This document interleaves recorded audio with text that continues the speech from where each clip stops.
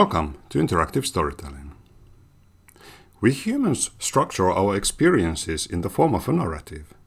If somebody would ask you to recount your day or your life, you would most likely tell it in the form of a story. This is probably why we also tend to get immersed in stories. We are being transported into a fictional world, which becomes a new center of understanding. At the heart of this immersion is suspension of disbelief. The term was coined by Samuel Taylor Coleridge in 1817 to describe how a reader is temporarily willing to accept believable events or characters that would ordinarily be seen as incredible. Two things are required for this willing suspension of disbelief to happen. Firstly, the story should follow its internal logic. No matter how fantastical its subject is, the story world must have its own laws and rules that needs to be followed. An illogical story where anything can happen on a whim is not immersive. Secondly, the story should be in touch with the human realm so that the human reader or interactor can identify with its characters and the events feel familiar to their own life experiences. If the logic of the story strays too far, we cease from believing it and immersion is lost. If the story doesn't fulfill both of these requirements, immersion cannot happen.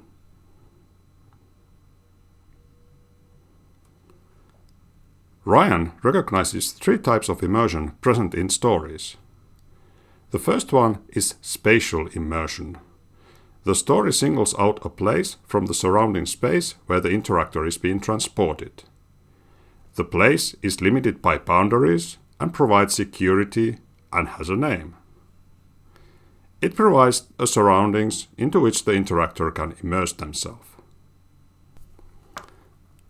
The second type, temporal immersion, often takes the form of suspense, which requires that the interactor is interested in the character's fate.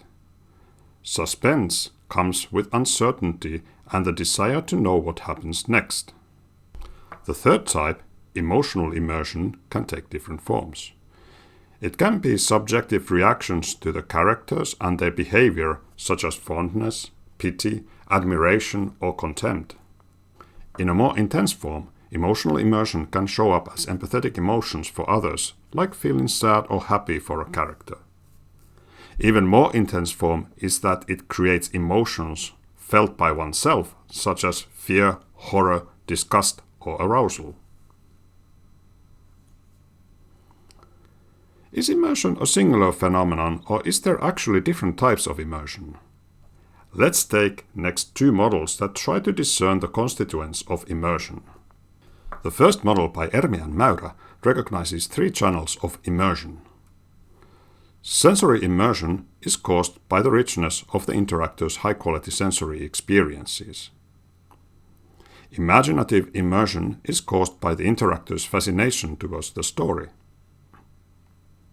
Challenge-based immersion is caused by the interactor's intensive focus on physical control. The second model by Adams has three types of immersion. Narrative immersion is caused by the interactor becoming attached to the characters and interested in the plot development. It corresponds to Ermi's and Mäyrä's imaginative immersion. Tactical immersion is caused by the interactor getting into the zone during highly interactive parts, such as fighting or navigating. It corresponds to Ermi's and Mäyrä's challenge-based immersion. Strategic immersion is caused by the interactor's high-level thinking, which focuses on solving the larger-scale challenge present in the story world. It doesn't have a counterpart in Ermi's and Mäyrä's model, and their sensory immersion doesn't have a counterpart in Adams' model. What we can see is that immersion can come from many sources. The audiovisual aesthetics of the story world could cause sensory immersion that captivates the interactor to marvel the sights and the sounds. If the story world is presented as text only, such is often the case in interactive fiction, the experienced story alone could cause narrative immersion that keeps the interactor hooked for hours on end.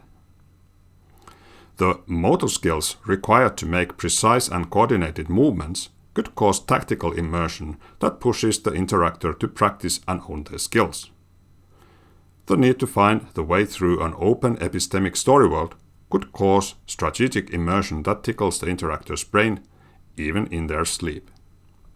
Immersion does come in many forms.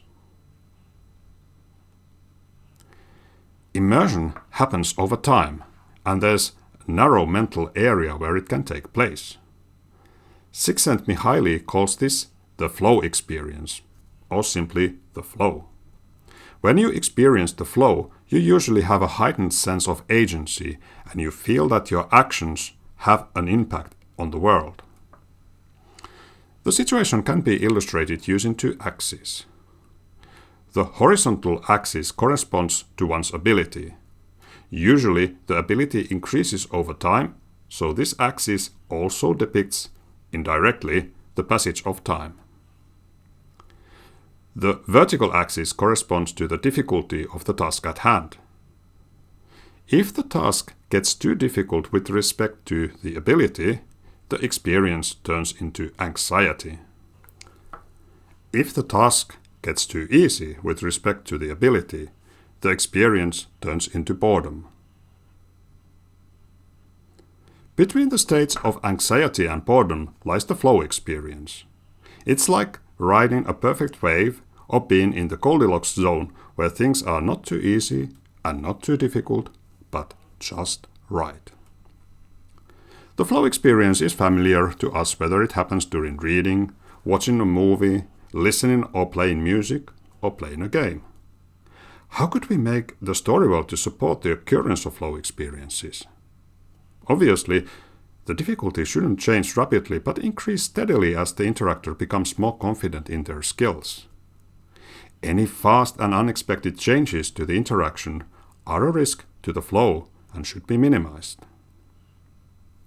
What's the takeaway from immersion?